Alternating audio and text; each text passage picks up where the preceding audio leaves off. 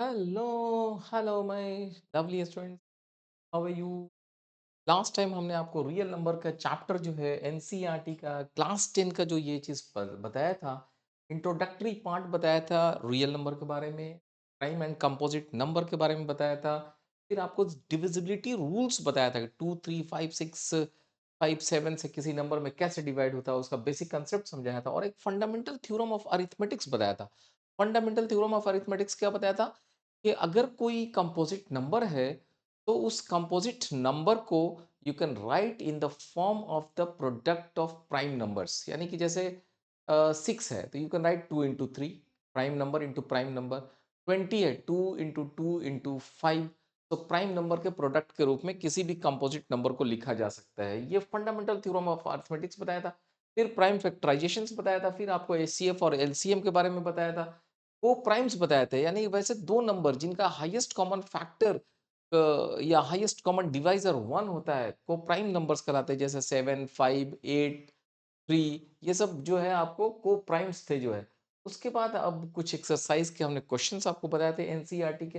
Now we are at this part 4 and for irrational number we are moving. तो अब हम लोग irrational number की तरफ आ गए हैं। तो ऐसे तो इर्रेशनल नंबर के बारे में आपने 9th में भी पढ़ा था कि √2 is irrational number, √3 is irrational number. But now will prove that कि √2 इज इरेशनल नंबर। ये चीज अब हम लोग को साबित करेंगे। तो हम लोग विदाउट पासिंग और विदाउट फेल और बिना टाइम पास किए हम लोग इरेशनल नंबर की तरफ मूव करते हैं। और see irrational number, if you remember, मैंने आपको बताया था कि अगर कोई रियल नंबर की बात आप करते, तो real number is nothing but two things से मिलकर बना था, rational and irrational, rational number and irrational number.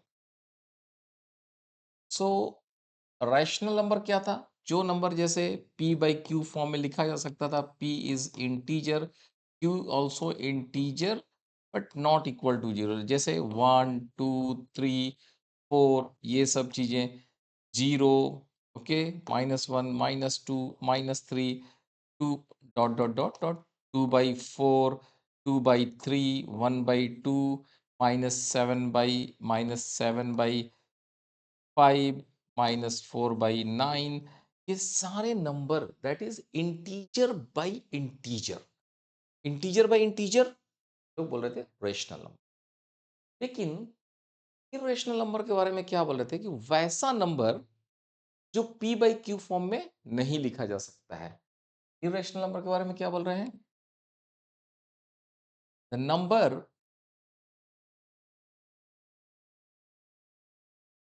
which cannot be cannot be written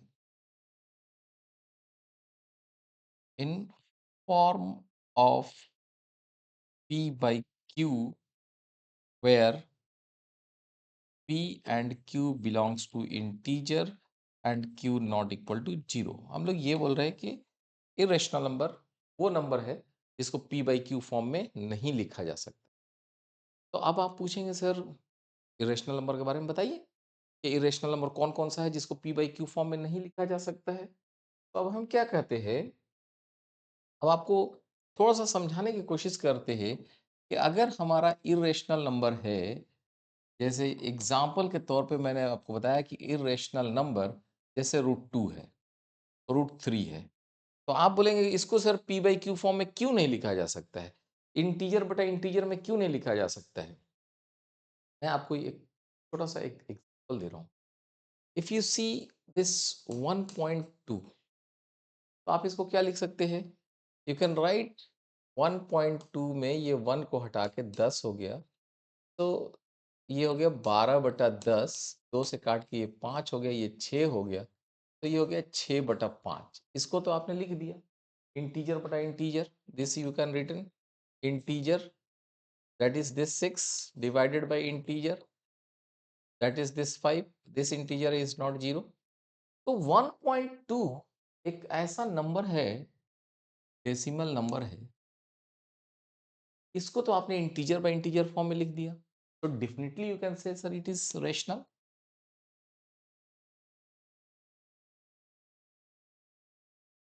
उसी तरह अब एग्जाम्पल के तौर पे एक चीज देखिए, 2/3, 2/3 को आप क्या लिखेंगे? 0.6666, ठीक है। 2/3 विल बी 0.666666।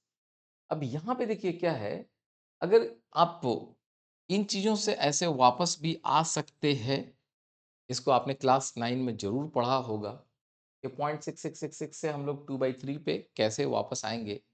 बट मैं क्या कर रहा हूँ, फिलहाल इससे अभी वापस आने के टेक्निक्स नहीं बता के, चूँकि क्लास 9 में आपने पढ़ा है, मैं सिंपली आपको ये बोलना चाह रहा हूँ कि आप थोड़ा-सा इसको ध्यान दें कि this is 6/5, this is equal to 1.2। ये हमारा जो डेसिमल नंबर है, ये जो रेशनल नंबर है, इसका जो डेसिमल पार्ट है, वो डेसिमल पार्ट क्या है? टर्मिनेटिंग है। टर्मिनेटिंग, टर्मिनेट कर गया है। टर्मिनेट मतलब आके खत्म हो गया है। ओके? डेसिमल में किसी सर्टेन नंबर पे जाके खत्म हो गया। लेकिन ये क्या है? ये डेसिमल नंबर इज़ 2/3 का decimal part, not terminating, not terminating, but but terminating तो नहीं है, लेकिन रिपीटिंग ज़रूर है। डेसिमल पार्ट टर्मिनेट नहीं किया, लेकिन रिपीटिंग है। तो मैं क्या बोल रहा हूँ कि रेशनल नंबर एक वैसा नंबर्स होता है जिनका डेसिमल पार्ट या तो टर्मिनेटिंग होता है, और अगर नॉन टर्मिनेटिंग हुआ तो रिपीटिंग तो ज़रूर होगा। लेकिन इर्रेशनल नंबर एक ऐसा नंबर है कि इनका decimal part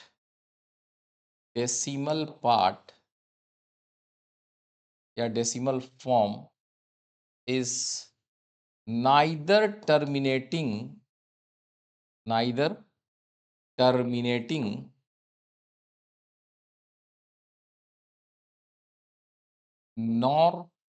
repeating, neither terminating nor repeating. Something like एक एग्जांपल मैं आपको बता रहा हूँ। इफ somebody writes 1.0100100001000001, देख रहे हैं, कहीं पर भी ये टर्मिनेट नहीं कर रहा है और कहीं पर ये रिपीट नहीं कर रहा है। 01010101 नहीं आ रहा है, 01001 0001, 4 बार 0 फिर 1, ऐसे डॉट डॉट करके बढ़ रहा है। तो ये किसी जगह जाके टर्मिनेट नहीं करेगा, ना टर्मिनेट कर रहा है और ना रिपीट कर रहा है। ऐसा फॉर्म का नंबर जो है इरेशनल नंबर होता है। तो फिलहाल हम लोग क्या कर रहे हैं कि ये जो √2 है या ये जो नंबर है, this can not be written as p/q form, जहाँ पे p आपका इंटीजर और q इंटीजर। तो रेशनल और इरेशनल में क्या फ़र्क है? रेशनल नंबर को आप इंटीजर बटा इंटीजर लिख सकते हैं, मतलब नीचे वाला इंटीजर जीरो नहीं होना चाहिए, इंटीजर बटा नॉन जीरो इंटीजर लिख सकते हैं। लेकिन इरेशनल नंबर को आप इंटीजर बटा नॉन जीरो इंटीजर के फॉर्म में कभी नहीं लिख सकते। तो हम लोग को क्या करना चाहिए? हम लोग को अब ये है कि √2 is irrational number, √3 is irrational number. अब आपको इसको साबित करना है, इसको प्रूफ करना है। पहले तो हम लोगों ने 9th क्लास में ये चीज़ पढ़ा था कि √2 को हम लोग इरेशनल कह रहे थे, लेकिन अब यहाँ पे हम लोग को साबित करके दिखाना है कि उसको आप p/q फॉर्म में या इंटीजर बटा इंटीजर के फॉर्म में नहीं लिख सकते। तो अगर हम लोग को ये चीज़ अगर साबित करना है, तो अब हम लोग क्या करें ना, इसके लिए आपको एक छोटा-सा थ्योरम समझना पड़ेगा। जिस दिन आप उस थ्योरम को समझ लेंगे, तो आपको ये चीज़ें आसानी से समझ में आ जाएगी या प्रूफ हो जाएगा। तो मैं अब क्या कर रहा हूँ कि उस थ्योरम की तरफ चलिए, जिस थ्योरम्स की मदद से हम लोग साबित करेंगे कि √2 इज़ इरेशनल नंबर। तो वो थ्योरम कोई मुश्किल नहीं है, बहुत ही सिंपल थ्योरम है। थ्योरम को ये 3 पार्ट हैं, उसके थोड़े-थोड़े से समझने की कोशिश कीजिए। थ्योरम कहता है, if p is a prime number, ठीक है? p क्या कह रहा है? p is a prime number. तो p अगर प्राइम नंबर है, एग्ज़ाम्पल के तौर पे मैं यहाँ पे लिखूँ, सपोज़ कीजिए p इज़ इक्वल टू 2। ये पार्ट हुआ if p is a prime number. दूसरा पार्ट है कि and p divides a square where a is any integer, okay, any positive integer, where a is any positive integer. जैसे example के तौर पे मान लीजिए a square is equal to, suppose कीजिए कि 10 का स्क्वायर, ठीक है। तो हम लोग को क्या कहा जा रहा है, if p is a prime number and p divides a square, then p will also divide a, okay. ये बहुत ही इंपॉर्टेंट बात हम लोगों ने लिखा है। इस थ्योरम के 3 पार्ट हैं, टुकड़े टुकड़े में समझने की कोशिश कीजिए। If p is a prime number and p divides a square, p जो है ए स्क्वायर को भाग दे सकता है, तो p a को भी भाग दे सकता है। तो यहां देखिए p is a prime number 2, ठीक है। p a स्क्वायर को भाग दे सकता है, 10 के स्क्वायर को भाग तो दे ही सकता है। तो कहा जा रहा है कि p जो है a को भी भाग देगा, p that is 2 will also divide 10, ठीक है। तो यही थ्योरम है। इस थ्योरम को मैंने एग्जांपल से आपको समझाने की कोशिश किया। p एक प्राइम नंबर है, उदाहरण के तौर पे हमने 2 ले लिया। p will divide a square, that is 10 का स्क्वायर 100 को भाग दे सकता है, तो p विल आल्सो डिवाइड 10। ये थ्योरम है। अगर मैं ऐसे बोलता, सपोज कीजिए ऐसे बोलता, p is equal to 5 and a square is equal to, suppose कीजिए कि ऐसे 15 का स्क्वायर, ओके, 15 का स्क्वायर।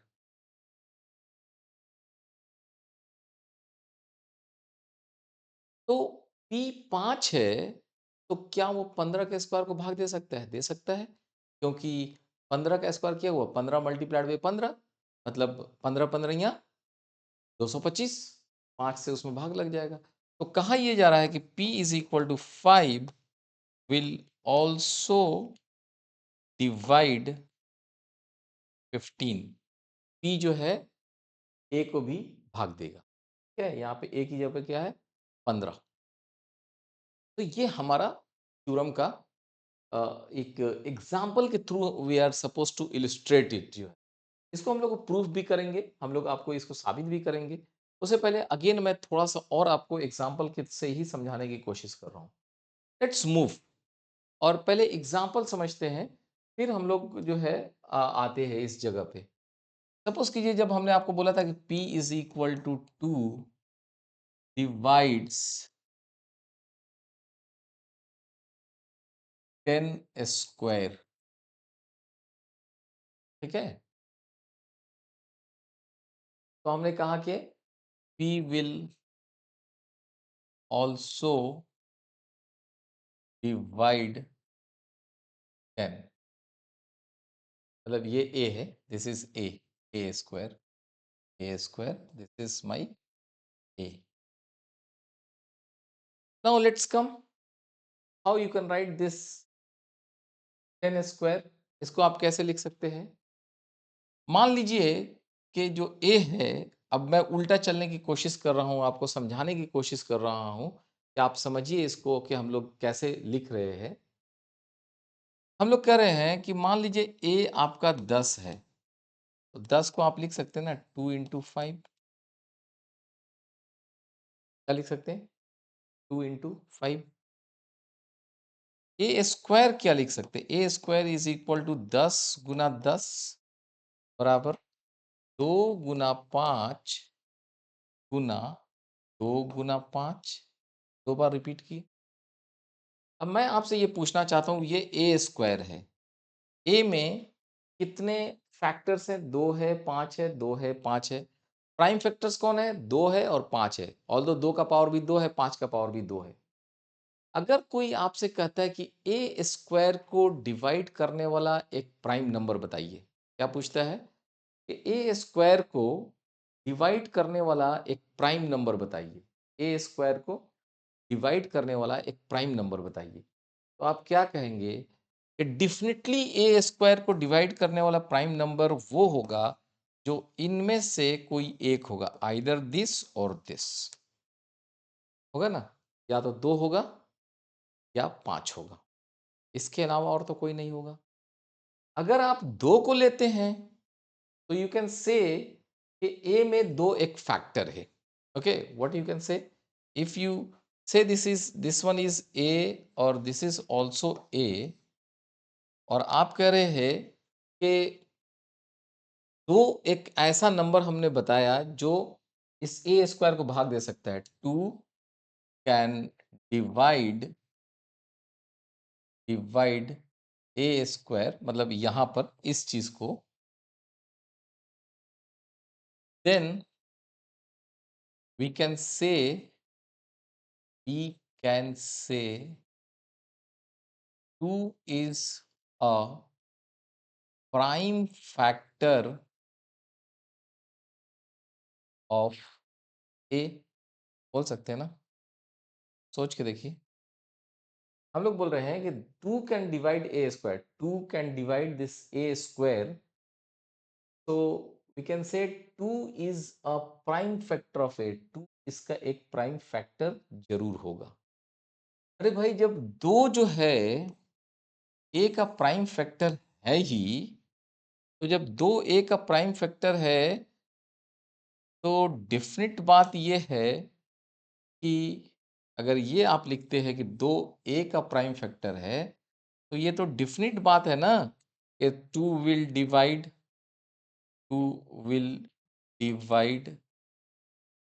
योर ए। नहीं, अगर 2 एक प्राइम फैक्टर बना ए का, तो जाहिर सी बात है कि 2 ए को डिवाइड करेगा। तो हम लोग कहाँ से चले थे? हम लोग चले थे यहाँ पर, इस चीज़ को देखते हुए मैंने आपसे ये पूछा था कि ए स्क्वायर को डिवाइड करने वाला कौन नंबर होगा? तो ए स्क्वायर को डिवाइड करने वाला 2 होगा, नहीं तो 5 होगा, एक प्राइम नंबर। तो हमने माना था लेट जो है, late 2 divides divides a square. अगर 2 ए स्क्वायर को डिवाइड करता है तो जाहिर सी बात है कि 2 यहाँ के प्राइम नंबर का एक जरूर ही पार्ट था। प्राइम नंबर में ए के प्राइम फैक्टराइजेशन का एक पार्ट था। तो इसका मतलब ये हुआ कि 2 इज प्राइम फैक्टर ऑफ ए, और 2 प्राइम फैक्टर ऑफ ए है तो 2 विल डिवाइड ए। तो ये थ्योरम हमारा है। एग्जाम्पल से मैंने समझाने की कोशिश किया है। बुकिश लैंग्वेज में अगर हम लोग चलते हैं तो हम लोग कहाँ पे पहुंचेंगे? अब यहाँ आइए। बुकिश लैंग्वेज में अगर हम लोग चलते हैं, so we will be here कि हम लोग इसका प्रूफ कैसे करेंगे। Proof, let a can be written as a is equal to P1 into P2 into P3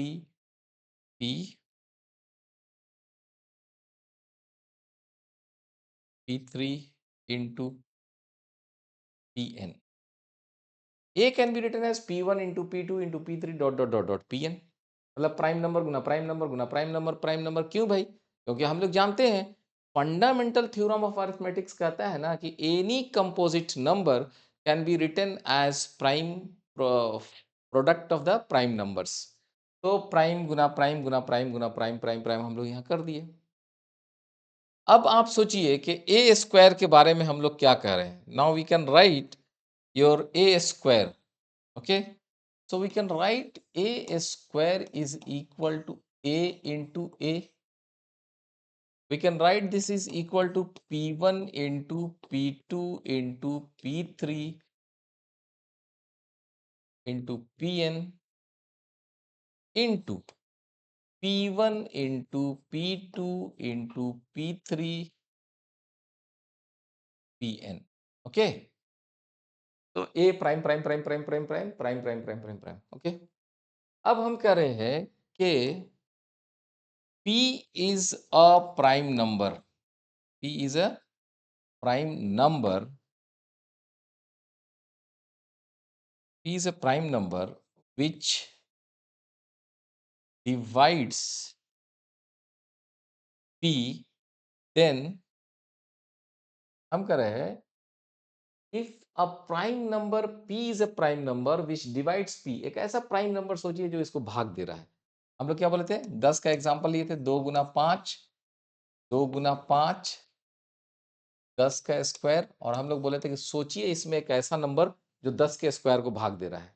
हम लोग क्या बोले थे कि मान लीजिए 2 लिए थे। तो हम लोग क्या कर रहे हैं कि p is a prime number which divides which p is a prime number which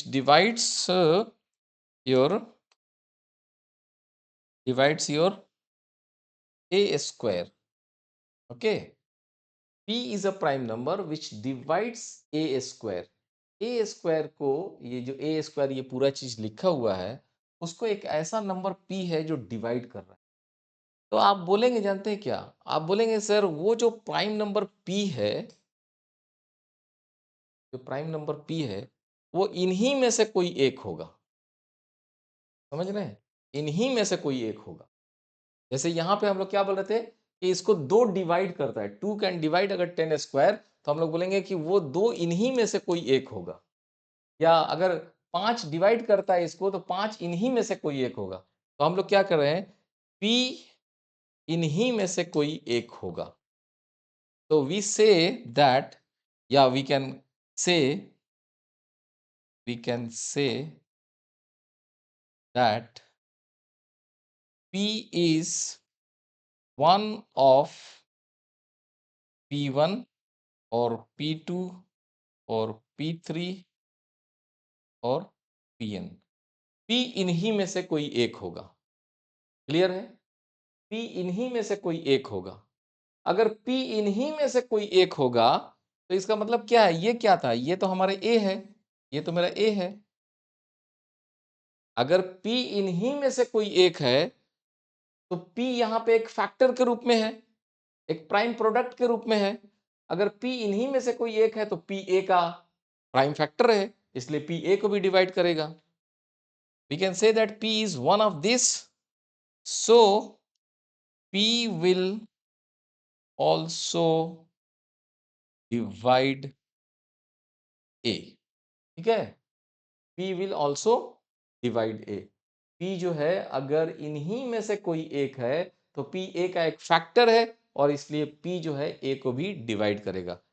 याद रखिएगा शर्त कि p एक प्राइम नंबर है। क्यों? क्योंकि हमने a पर कोई शर्त नहीं दिया था। a प्राइम है कि कंपोजिट है, मैंने शर्त नहीं दिया था। लेकिन अगर a कंपोजिट है, तो उसको प्राइम नंबर का फैक्टर के रूप में लिखा जा सकता था। अगर वो प्राइम होता, तो सिंपली एक ही बार में आता जो है। तो यहाँ पे अगर ये कंपोजिट नंबर है, तो इसको प्राइम के प्रोडक्ट में लिख दिया गया, फिर इसे को प्राइम के प्रोडक्ट में लिख दिया गया। और हम कह रहे हैं कि एक ऐसा p है जो इनको डिवाइड करता है, तो इन्हीं में से कोई एक होगा। जो इन्हीं में से कोई एक होगा, तो जाहिर सी बात है कि वो a का ही भाग है, और a का ही भाग है, a का ही एक पार्ट है, a का ही एक फैक्टर है, तो वो a को भी डिवाइड करेगा। यही हमारा थ्योरम है। दिस थ्योरम वी से लाइक दिस। ओके, तो अब हम लोग क्या करते हैं ना कि ये थ्योरम तो ठीक है, इस थ्योरम के एप्लीकेशंस पार्ट पे चलते हैं। एप्लीकेशन पार्ट इज सिंपली, आपको ये कहना चाह रहे हैं हम कि you prove root two is irrational number, ये इसमें इसका यूज होगा। सो आगे प्रोसीड करते हैं।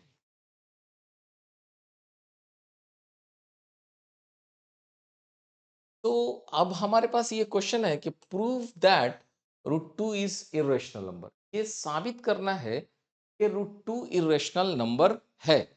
सो इरेशनल नंबर की डिफिनीशंस क्या होती है? इरेशनल नंबर की डिफिनीशंस ये होती है कि उन नंबर्स को आप p बाई क्यू फॉर्म में नहीं लिख सकते हैं, उनको a बाई बी के फॉर्म में नहीं लिख सकते हैं, इंटीजर बटा इंटीजर के फॉर्म में नहीं लिख सकते हैं।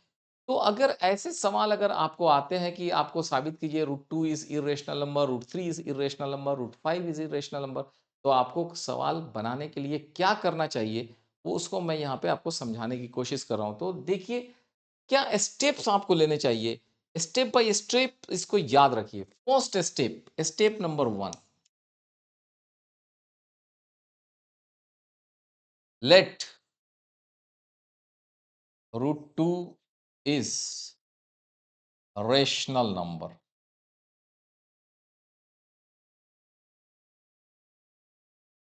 देखिए सबसे पहली बात, हमको साबित करना है कि रूट टू इज इरेशनल, और हम क्या कर रहे हैं, जबरदस्ती हम लोग जो है अपना सर घुसा रहे हैं और कह रहे हैं कि let root two is rational. जबरदस्ती हम मान के चल, what I am saying, let. Let मतलब वी एज्यूम्ड, आर एजम्पशंस, हम एज्यूम करके चल रहे हैं कि रूट टू मेरा क्या है, रूट टू मेरा जो है रेशनल नंबर है, ये ऐसा हम एज्यूम करके चल रहे हैं। हो सकता है कि आगे मुझे ये एजम्पशन मेरा गलत हो जाए, तो जैसे ही गलत हो जाएगा तो हम कहेंगे ओ मेरा एजम्पशन गलत था, मतलब मेरा रूट टू रेशनल नहीं है, रूट टू इरेशनल है। ठीक है, इसको एक्चुअली क्या बोलते हैं, इसको बोलते हैं हम लोग proof by contradictions. Proof by contradictions, contradict हो गया, जो मैं मान के चला था वो चीज मेरा गलत हो गया। अगर मैं ये मान के चल रहा हूं कि root two is irrational, root two is rational number, ये मान के चल रहा हूं, और आगे मैं आगे जाऊं और मुझे कुछ गलत चीज मिल जाए, तो मैं अरे रे रे रे, ये तो इसलिए हो रहा है कि हम रूट टू को रेशनल मान के चले थे, वो मेरा एजम्पशन गलत था जो है। तो यही बात यहाँ पे आने वाली है, ये हमारा प्रूफ बाय कंट्राडिक्शन मेथड से जो है। तो let's come here, let root two is rational, ये आपका पहला स्टेप है, जबरदस्ती का स्टेप है, मान के चल रहे हैं, we are suppose to assumptions, मान रहे हैं। ये मानना हो सकता है कि आगे कहीं गलत हो जाए। तो अब हम कह रहे हैं कि अगर root two is rational number अगर आप मान ही लिए हैं, तो क्या आप ऐसे लिख सकते हैं, root two is equal to a by b, where where a comma b belongs to integer a not equal to 0, sorry b not equal to 0, b जो है 0 नहीं है। ओके, भाई रेशनल मानते हो तो यही कहते हो ना कि रेशनल का मतलब क्या है, rational can be written as integer by integer, integer by integer, नीचे वाला इंटीजर 0 नहीं होना चाहिए, ये तो रेशनल नंबर का डिफिनीशन है। रेशनल नंबर के डिफिनीशन में आपने क्या माना था, रेशनल नंबर के डिफिनीशन में आपने यही माना था कि भाई रेशनल का मतलब क्या होता है, इंटीजर बटा नॉन इंटीजर बटा इंटीजर, जहां पे नीचे वाला इंटीजर 0 नहीं होना चाहिए, इंटीजर बटा नॉन जीरो इंटीजर के रूप में उस नंबर को लिखा जा सकता है। तो जब आप मनबे किए हैं कि रूट टू इज रेशनल, तो why not you can write root two is equal to a by b. हाँ, यहां एक चीज जरूर मैं कहूंगा कि ए और बी जो है ना सिंपलेस्ट फॉर्म में है। What I can say, what we mean by simplest form, simplest form का मतलब ये है, जैसे उदाहरण के तौर पे मान लीजिए हम लिखते हैं 1.2, तो इसको आप लिख सकते हैं 12/10, मतलब यहां से डेसिमल को हटाएंगे तो 12/10, 12/10 को एक आदमी लिख सकता है 2 से काट के 6 और इसको 5, तो 12/10 भी लिख सकता है और 6/5 भी लिख सकता है। लेकिन ये सिंपल फॉर्म है और ये सिंपल फॉर्म नहीं है। ये सिंपल फॉर्म क्यों है, क्योंकि 6 और 5 ऊपर नीचे जो है ना, उनका कोई कॉमन डिवाइजर नहीं है। उनका कॉमन डिवाइजर क्या है, 1 है। हाईएस्ट कॉमन डिवाइजर उनका क्या है, 1 है। लेकिन यहाँ पे 12 और 10 का हाईएस्ट कॉमन डिवाइजर जो है ना, एचसीएफ जब निकालिएगा तो आपको कुछ निकल जाएगा। क्या निकल कर आएगा, 2। ओके, तो हम लोग ये कर रहे हैं कि हम लोग ये फॉर्म नहीं मान के चले हैं, हमारा ए और बी इस फॉर्म का है, मतलब ए और बी एकदम ही काट कुट के जो ना सिंपलेस्ट किया हुआ है, that is HCF of A comma B is equal to 1। Okay, so अब आप क्या मानिए, इसको आप इक्वेशन नंबर 1 मान लीजिए, इसको इक्वेशन नंबर 2 मान लीजिए फिलहाल। ठीक है, अब स्टेप नंबर 2 पे आइए। Step number 2, squaring equations 1। Equation 1 का स्क्वायर कीजिए, इसको स्क्वायर कीजिए। What you can write, 2 is equal to a square बटा बी स्क्वायर। रूट टू का स्क्वायर 2 हो गया, ए स्क्वायर बटा बी स्क्वायर। इससे क्या निकल कर आया, इससे निकल कर आया a square is equal to 2b square. क्या निकल कर आया, a square is equal to 2b square. तो हम लोग अगले पेज पर चलते हैं, अगर आप यहाँ तक समझ गए हैं तो अगले पेज पर हम लोग चलते हैं। A square is equal to 2b square. Okay, इसका मतलब क्या हुआ, 2 इंटू बी स्क्वायर मतलब इंटीजर का स्क्वायर, तो 2 गुना integer a square, a square is equal to 2 into integer, ये निकल कर आया। जानते हैं जब आप ऐसा लिखते थे कि 10 बराबर 2 गुना 5, तो आप क्या कहते थे? 2 इज डिवाइजर ऑफ 10, कहते हैं कि नहीं? 2 इज डिवाइजर ऑफ 10। तो अगर a square is equal to 2 into integer है, तो यहां से आप क्या कह सकते हैं? We can say 2 is divisor of a square, because a square is 2 into integer, इसलिए 2 is divisor of 2 is divisor of a square, मतलब ए स्क्वायर में 2 से भाग लग सकता है, तो 2 is divisor of a square, हम लोग ये कहेंगे। लेकिन अभी आपको याद है कि अभी थोड़ी देर पहले हम लोगों ने पढ़ा था कि एक प्राइम नंबर अगर ए स्क्वायर को भाग दे सकता है तो वो ए को भी भाग दे सकता है। अभी थोड़ी देर पहले हम लोगों ने थ्योरम प्रूफ किया था। तो अभी हम लोग क्या कर रहे हैं? Here here P here 2 is a prime number, 2 is a prime number, so 2 will also divide a, 2 will also divide a। हम लोग बोल रहे हैं कि 2 is a divisor of a square, 2 एक प्राइम नंबर है। थोड़ी देर पहले थ्योरम में पढ़े थे, थोड़ी देर पहले हम लोग थ्योरम में क्या पढ़े थे? थोड़ी देर पहले हम लोगों ने थ्योरम में पढ़ा था कि अगर कोई प्राइम नंबर p है जो ए स्क्वायर को भाग दे सकता है, तो वो प्राइम नंबर ए को भी भाग दे सकता है। तो 2 अगर ए स्क्वायर को भाग दे सकता है, तो 2 हमारा ए को भी भाग दे सकता है। तो 2 is also divisor of A, 2 will also divide a square को ए। तो अब अगर ऐसा है तो अगले पेज पर चलिए जहां पे मैं कर रहा हूं 2 डिवाइड्स डिवाइड्स या also divides A, so we can say, so we can write, so we can write a is equal to 2 into some integer। भाई आप बोल रहे हैं ना कि 2 ए को डिवाइड करेगा, जैसे अगर हम लोग बोल रहे हैं कि 2 10 को डिवाइड करेगा, इसका मतलब क्या है? This is 2 into some integer. तो इसका मतलब कि a can be written as 2 into some integer, let it be 2 into c, let let a is equal to 2c,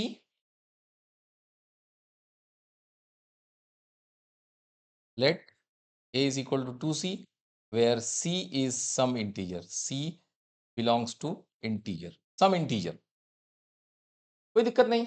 सो आप इसको मान लीजिए इक्वेशंस नंबर 3। अब तक हम लोगों ने, अगर आपको मैं बैक चलता हूं, तो मैं यहां से चला था, √2 इज रेशनल नंबर मान के चले थे, ऐसे ऐसे चले थे, 2 is equal to a square is equal to this 2b square पर हम लोग आए थे। सो इसको हम लोगों ने a square is equal to this is just, आप एक क्या कीजिए कि इसको आप मान लीजिए इक्वेशन नंबर 3, और जिसको अभी आप इक्वेशन 3 माने थे उसको आप इक्वेशन नंबर 4 मान लीजिए।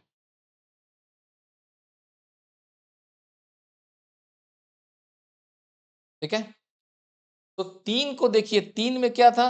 3 में इफ यू सी, 3 में ये था कि a square is equal to 2b square, और ए की जगह पे अब तो 2c आप लिखने वाले हैं। तो आप क्या कीजिए, वापस जाइए, put value of A from 4 into equation 3, from equation 4 to equation 3। अब इक्वेशन 4 से इक्वेशन 3 में ले जाके a का वैल्यू रखिए। सो हमारा वहां पे क्या था? वहां पे था a square is equal to 2b square, और अभी आप a की जगह पे रखने जा रहे हैं 2c, तो 2c का square is equal to 2b square. Okay, तो यहां से क्या होगा? 4c square is equal to 2b square, b square is equal to 2 multiplied by c square, that is 2 multiplied by some integer. हम लोगों ने इसको रखते हुए क्या पा लिया, b square is equal to 2 multiplied by c square, that is 2 into some integer. So इसको देख के आप क्या बोलेंगे भाई, इसको देख के बोलेंगे कि सर आप देखिए कि b square is equal to 2 into some integer. तो क्या 2 बी स्क्वायर का एक प्राइम फैक्टर है? हाँ है। तो क्या 2 बी स्क्वायर को भाग देगा? हाँ भाग देगा, क्योंकि इसका एक फैक्टर के रूप में है। तो आप ये कह सकते हैं यहां से, this implies that 2 is divisor of b square. 2 is divisor of b square. देख रहे हैं यहाँ पे, 2 is divisor of b square, because b square is equal to 2 into some integer. 2 is divisor of b square. 2 क्या है? Prime number है। This implies that 2 is also divisor of b। अभी तो हम लोग थोड़ी देर पहले पढ़े थे कि एक प्राइम नंबर अगर p जो है a स्क्वायर को भाग दे सकता है, तो वो प्राइम नंबर हमारे a को भी भाग सकता है। तो यहाँ पे 2 प्राइम नंबर है, b स्क्वायर को भाग दे सकता है, तो 2 हमारे b को भी भाग दे सकता है। अब यहां पर जरा सोचिए, 2 is also divisor of b, और इसके पहले आप क्या देखे थे? इसके पहले आप देखे थे कि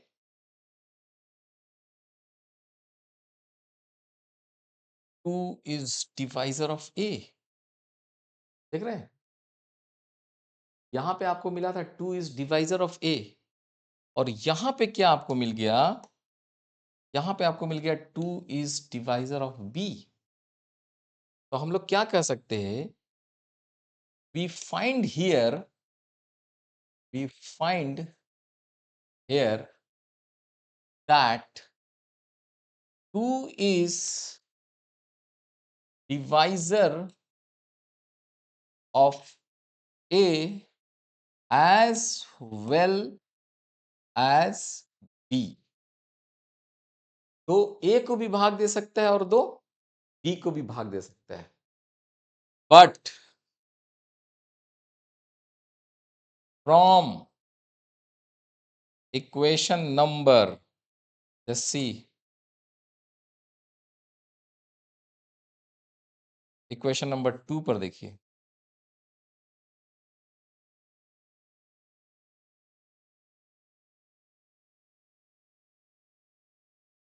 but from equation number 2, highest common divisor और factor of A and B was 1।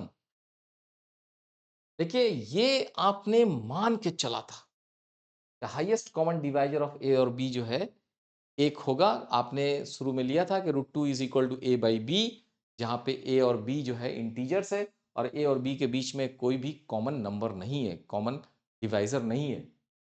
लेकिन आपने जो कुछ भी किया, जो कुछ भी माना या जैसे भी किया, आपकी गलतियां थी या जो थी, आप यहां पे कूद पड़े, यहां पे पहुंच गए। We find here that 2 is divisor of a and b, जबकि ए और बी का कॉमन डिवाइजर तो था ही नहीं। So it is contradictory. So क्या हुआ? So it is contradictory. Contradictory, contradictory मतलब विरोधाभासी, विरोधाभासी मतलब उल्टा है। हम मान के चले थे कि ए और बी के बीच में कोई कॉमन नहीं होगा। ए और बी के बीच का कॉमन कितना था? 1 था। लेकिन हम पहुंचे कहां? हम पहुंच गए कि ए और बी के बीच में कॉमन डिवाइजर 2 है। तो ये गलती क्यों हुई? ये विरोधाभासी क्यों हुआ? ये कंट्राडिक्शन क्यों हुआ? ये सारे कंट्राडिक्शन का जड़ क्या था? ये सारे कंट्राडिक्शन का जड़ था वो ये जो हमने माना था। हमने क्या माना था? Our assumption was that let √2 is rational। क्यों मान के चले भाई? झूठ को 10 बार बोलने से सच नहीं हो जाता है। झूठ झूठा ही रहता है। हम ज़बरदस्ती मान के चले थे कि √2 इज़ रेशनल नंबर और इसकी वजह से ये माना कि √2 इज़ a बाई b, जहाँ a और b जो है उसके बीच का जो कॉमन डिवाइज़र है वो 1 है। लेकिन हम लोग बढ़ते-बढ़ते कहाँ पहुँच गए? हम लोग बढ़ते-बढ़ते ये पहुँच गए कि a और b का कॉमन डिवाइज़र 2 निकल गया। क्यों आया? क्योंकि ये कंट्राडिक्शन इसलिए आया कि हमने ये असम्पशन गलत लिया था। हमारा असम्पशन ही गलत था। तो हम लोग लास्टली क्या लिखेंगे? हम लोग लास्टली लिखेंगे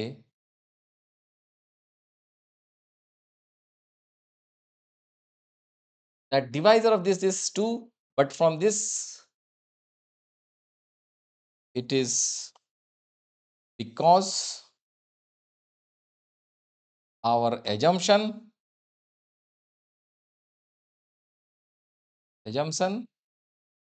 that √2 is rational number is wrong.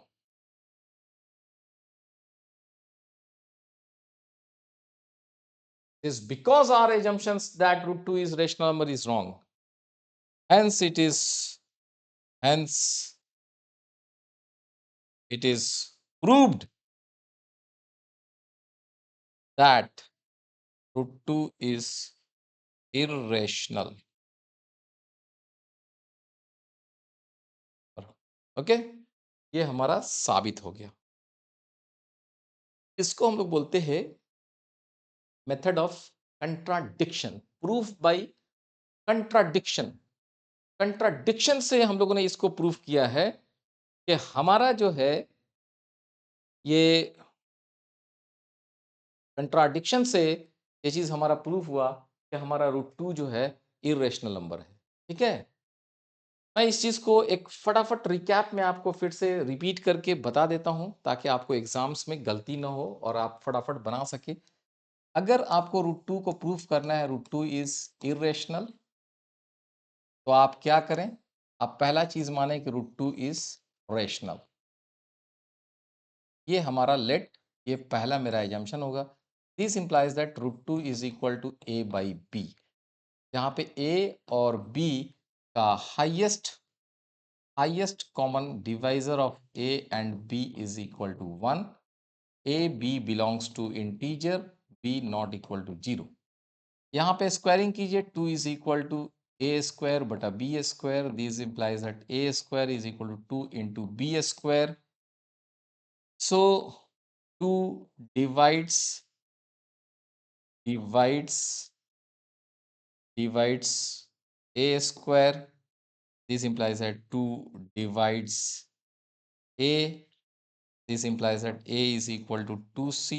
इसको ले आके इसमें डाल दीजिए, तब यहाँ पे। तो इससे आपको क्या निकल कर आएगा? इससे निकल आ जाएगा b square is equal to 2 into c square. इसका मतलब ये हुआ, 2 is divisor of b square, 2 is divisor of b. ठीक है, ये अब कंट्राडिक्टरी आपके सामने आएगा कि आपको a divides two, a divides 2 divides b. इसका मतलब ये है कि ये हमारा जो चीज़ था कि highest common divisor of a and b is 1, ये गलत हो जाएगा, ये गलत हो जाएगा। ये क्यों गलत होगा? क्योंकि हमारा ये एजम्पशन गलत था, और अगर हमारा ये एजम्पशन गलत था तो हम कहेंगे कि √2 is a rational number. Okay, तो I hope it is very clear. आप एक बार प्रैक्टिस कीजिए, लिखिए, समझिए, थोड़ा सा माइंड को अप्लाई कीजिए, you will get this one. अब आपके पास एक ये सवाल आता है। ओके, ये सवाल है आपके पास कि आप साबित कीजिए कि 3 plus 2 √5 is irrational number.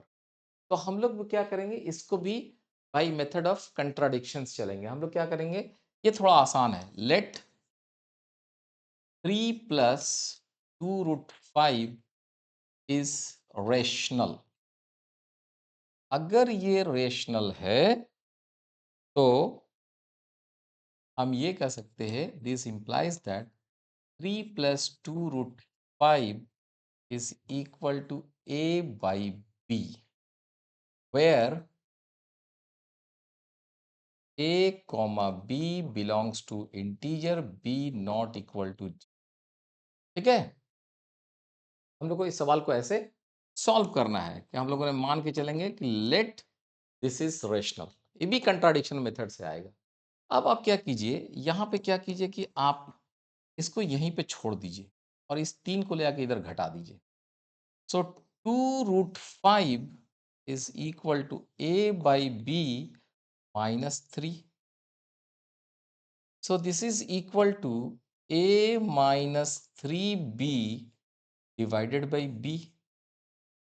This implies that root 5 is equal to a minus 3b divided by 2b. ठीक है, और अब यहां से आपका लॉजिक और आपका थ्योरी पार्ट शुरू होता है। वो क्या होता है ये सुनिए। ए और बी क्या है भाई? इंटीजर। ए और बी क्या है? इंटीजर। तो ए माइनस 3b क्या होगा? इंटीजर। इंटीजर बटा 2b।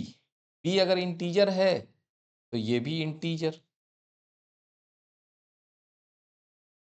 सो अब हम लोग क्या देखते हैं, इस इक्वेशंस को अगर आप मान लीजिए कि 2 मान लीजिए और इसको इस एजम्पशंस को 1 मान लीजिए, तो अब आपको 2 के बारे में लिखना है। What you can write about 2?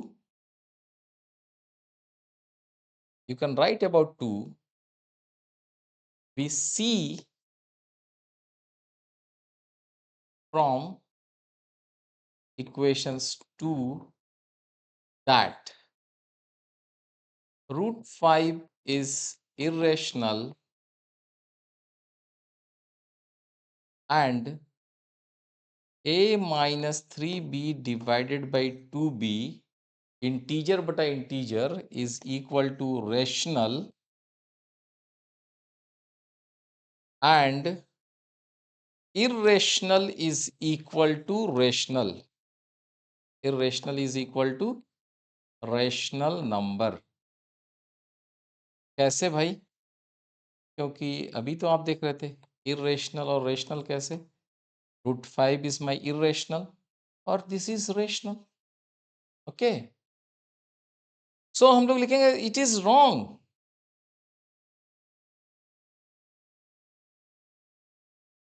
This is wrong. This is wrong conclusion. Wrong conclusion, ये हमारा कंक्लूजन गलत है कि irrational. Irrational how can be it be rational? Irrational को कभी रेशनल के बराबर नहीं लिखा जा सकता है। रेशनल और इरेशनल आपस में बराबर हो ही नहीं सकते हैं, किसी भी जिंदगी में नहीं हो सकते हैं। आसमान और जमीन कभी सट नहीं सकता है यहाँ पे। तो ये इरेशनल रेशनल के बराबर कैसे हो जाएगा? This conclusion is wrong. Question arises why this conclusion is wrong? ये कंक्लूजन गलत क्यों है भाई? ये कंक्लूजन गलत इसलिए है, you will write here this wrong conclusion, this wrong conclusion is result of our assumption. Our assumption, what assumption? That this one, that this wrong conclusion is a result of our assumption. What assumption? Assumption that this is rational. ये हमारे गलत conclusion पे मैं क्यों पहुंचा, इसका क्या result था, ये क्यों हुआ? This wrong conclusion is a result of our wrong assumption. That is assumption that 3 plus root 5, 2 root 5 is rational. So by contradictory method, so by contradiction, we prove that, yeah, it is proved that 3 plus 2 root 5 is irrational. Proved. Okay. तो इस type के सवाल बनाने के लिए आपको क्या करना है? फर्स्ट स्टेप है कि you find this is rational. पहला इक्वेशन मान लीजिए भाई, अगर रेशनल है तो ए बाई बी फॉर्म में लिखा जा सकता है। अगर ए बाई बी फॉर्म में लिखा जा सकता है तो इसको लाके इधर घटा दीजिए। 2√5 इज इक्वल टू दिस, ये 2 को भी नीचे ले जाइए, तो √5 is equal to a minus 3b divided by 2b। A b integer है तो ये भी इंटीजर है, ये भी इंटीजर है। It is integer by integer, this is irrational, this is rational. Irrational is equal to rational, irrational is equal to rational. This wrong conclusion, this wrong conclusion, why this wrong conclusion? Because we have assumed that 3 plus √5 is rational. हमने ये गलत assumption माना था. That's why, so by contradiction we proved that 3 plus root or 2√5 is irrational number. Okay, so इस तरह से हमने आपको बताया कि √2 √5 √3 को कैसे आप साबित करेंगे कि इरेशनल है, 3 प्लस 2 √5 को कैसे साबित करेंगे कि इरेशनल है। अब एक बार थोड़ा आप अपने सवाल की तरफ, बुक की तरफ वापस आइए। You see in your book,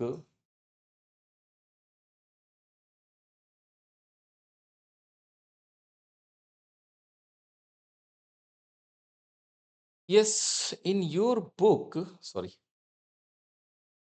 your book, let's come at where, eh, uh, I think this one,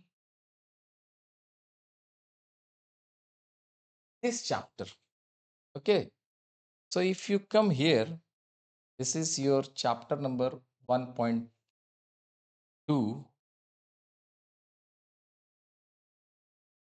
exercise 1.2, prove √5 is irrational। कैसे साबित कीजिएगा भाई √5 इज इरेशनल?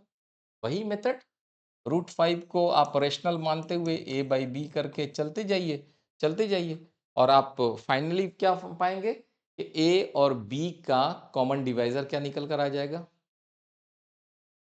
और उस समय कंट्राडिक्टरी होगा फिर ही, जो जैसे √2 के लिए किए थे। नाउ 3 प्लस √2 √5 इज इरेशनल, अभी बता दिया था। ये भी उसी तरह का सवाल है, ये भी उसी तरह का सवाल है, ये भी उसी तरह का सवाल है। ये सारे सवाल ना देखिए, अगर ये सवाल करना होता तो हम लोग क्या लिखते? वी राइट के 1/√2 इज योर रेशनल नंबर मान लेते, कहते कि 1/√2 रेशनल है तो a बाई बी लिख देते। फिर यहाँ से क्या लिखते? यहाँ से लिखते √2 is equal to b by a, और ये हमारा रेशनल और ये हमारा इरेशनल।